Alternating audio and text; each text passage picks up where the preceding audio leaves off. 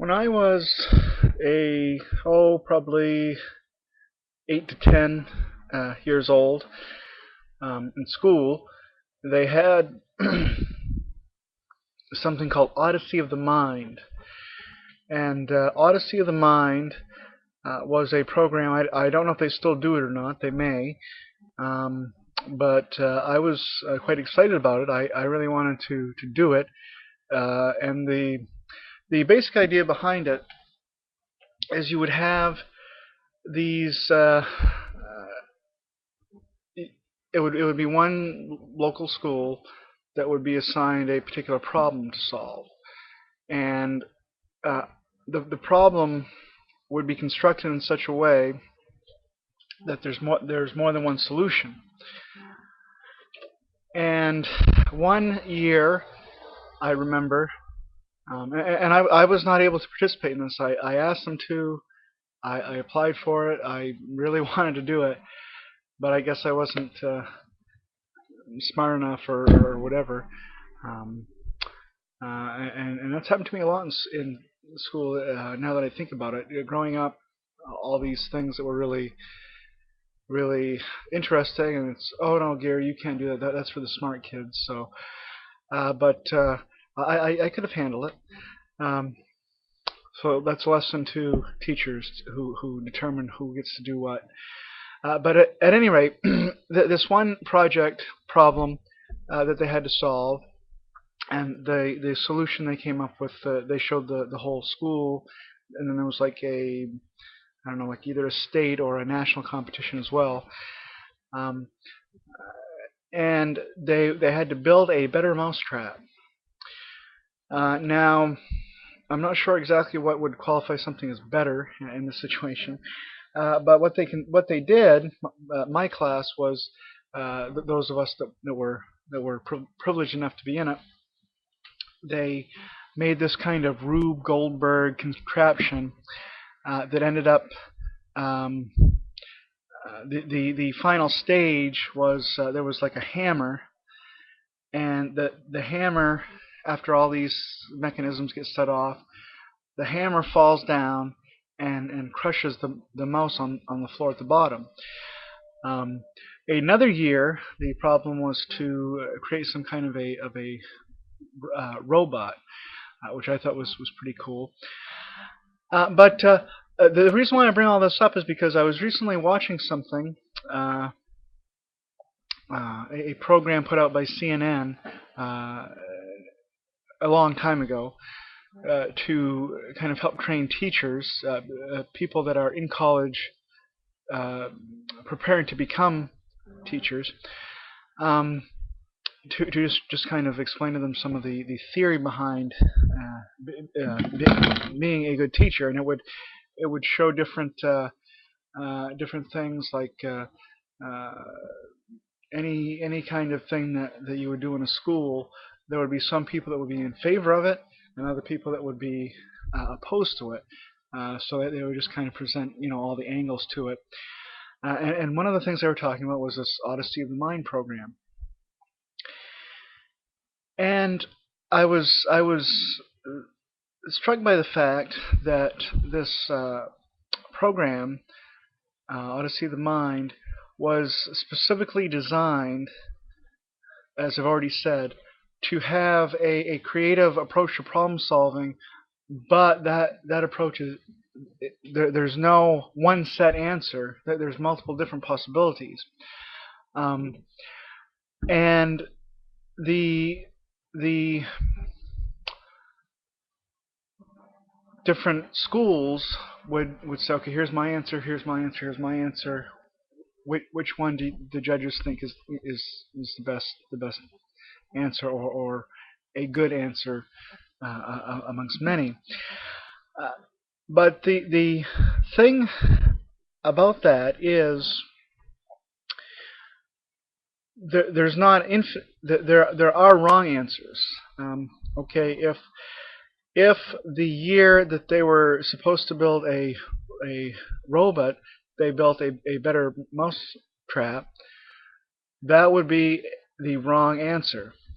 Okay, so there's not just one right answer. There's many, but not everything is an answer, and not everything that is an answer is an equally good answer. So we see it's not black and white, cut and dry. There is some flexibility there, but it's still um, yes or no, 1 or 0, true or false. It's still that there's an objective right way to do it and an objective wrong way to do it. Okay, so as I'm bringing this to my as I'm thinking through these things, um, I should back up here and mention that earlier in the program, in the television show, there was a another program, not Odyssey of the Mind, but another program that illustrates some other aspect of educational psychology, and that was values clarification. Um, the people that they were interviewing, the teachers, were complaining, and this was, I believe, filmed around 1995. Just to give you an idea of the dating on this. They were getting upset that there were a lot of girls in the older grades that were getting pregnant. There were people, cheating on tests and so on. Now, see, prior to this time, there was apparently some kind of movement to ban morality, to ban the instruction in morality from schools. Now the argument is because not everybody, not every child is coming from a Christian home. Some people will come from other religions. Some people come from homes that aren't any religion. So not everybody, the parents of the children, not all of them will say the same things are right and the same things are wrong. So they wanted to be inclusive, and they stopped talking about it altogether. Well, then in the American school system, there was an ethical decline, unwed motherhood rose, and so on. So somebody came up with this idea, and I'm sure it was a group of people with values clarification. And it's usually it'll start off with, well, imagine you're in a raft and there's 3 of you and one person isn't very smart.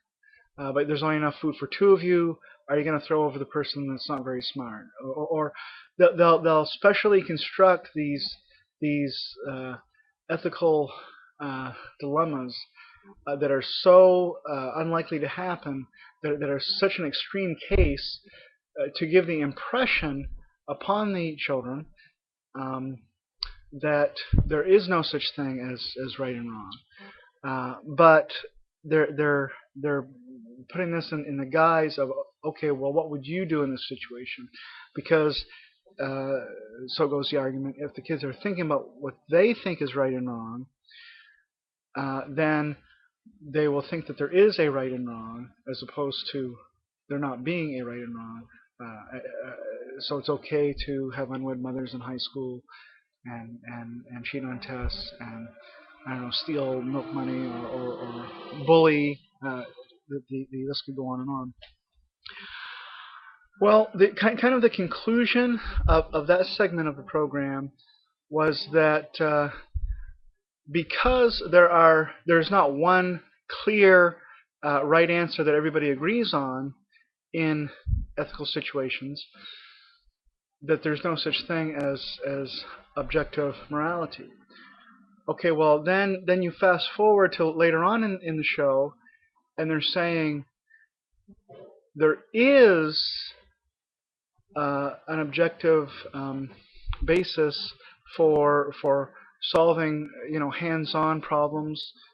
So some of them are more sociological problems rather than technological. But uh, not everybody is going to agree on how to solve the problem of making a better mousetrap. What's the best way to do that?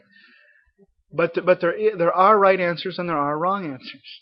Okay, so what's really irking me here is that they're setting up a distinction in this program, and it's not always the same teacher, all throughout. They're interviewing a whole bunch of different people, but kind of the way that it's edited together seems to give the impression that because there's not one clear, objective, right answer in ethics that everybody's going to agree on in a particular ethical situation, in a hard case, then there's no such thing as ethics at all. We should just each child will decide on what makes them feel good, and everybody else is going to have a different opinion about it. But yet, when we come to the not more of a scientific realm, going from the moral realm to the scientific realm, it's a strength that there are these different ways of approaching a problem. But the thing is, the natural world, the social world, soft science, hard science, the problems tended to be some kind of, roughly speaking, broadly scientific in nature, in Odyssey of the Mind. Why the double standard here? Moral truths are just as real as scientific truths. It's not being consistent. It's like Schaeffer used to say, we've got a two-tier universe here. You've got science, math, history, reality, real life on the lower level, and then on the upper level we've got morality, religion, taste in art, things that aren't real, and everybody has a different opinion. Well, no, that we have to have an integrated worldview, as Schaeffer rightly pointed out. We can't separate the two. There are differences between the moral landscape and the scientific landscape, but they're both equally real. And it's really, I think, the situation with morality, with ethical education in the school system.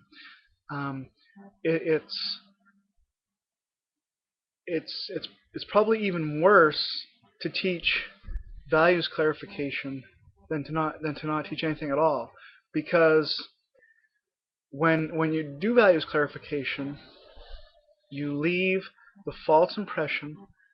There could be other ways of presenting it, so I'm not saying that there shouldn't be something like that, but the way that it's typically presented, I think, it's as though it's specially designed to take the kids and indoctrinate them in this view that I have my opinion, you have your opinion, I believe what I believe, you believe what you believe, and it's all relative on the upper tier. But that is very, very dangerous, very dangerous. C.S. Lewis, in talking about men without chests, well, this is children without chests. Similar to the two-tier idea of Schaeffer. Bill Craig has talked about this as well, using slightly different terminology. But we can't say, well, that's just religion, so it doesn't matter.